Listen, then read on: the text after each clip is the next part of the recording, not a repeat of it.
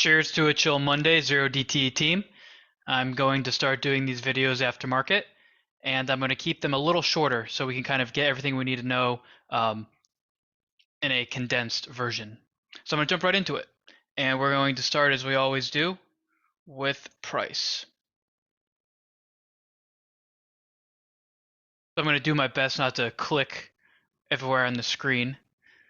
Thank you, Mr. Dale, for that recommendation. In any case, really only a couple things that I'm focused on today. So the first is going to be that bullish engulfing pattern. So if I just draw a quick little arrow here, you can see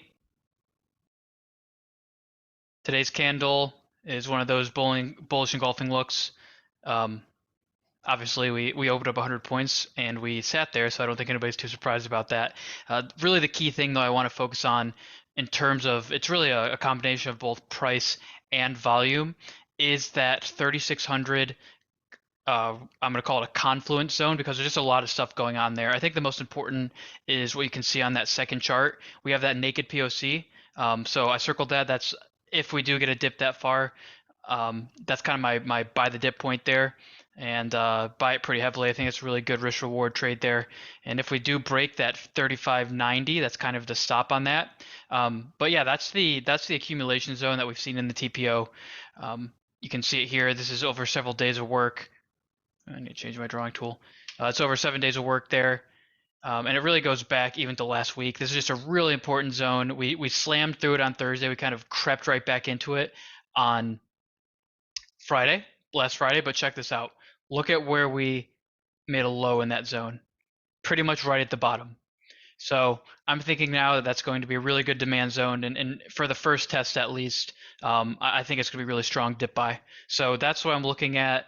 Just going forward here.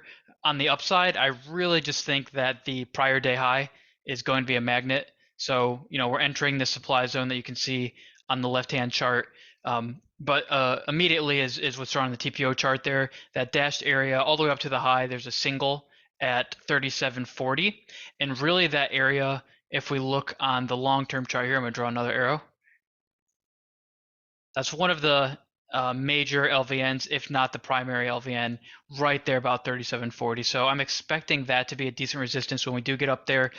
Strategically, I think it's going to be an interesting false break play if they pop it up and then slam it back down. So that's really the area I'm watching. I really think that that's going to be a magnet. And it's supported by the VIX. So peeking at our friend the VIX on this screen, you can see we're now in a downtrending channel. Are we flagging as obviously it's an uglier flag because the VIX chart is a lot more volatile. Are we flagging or are we downtrending? I'm not sure. All I know is I'm going to be watching the top side here, the bottom side here.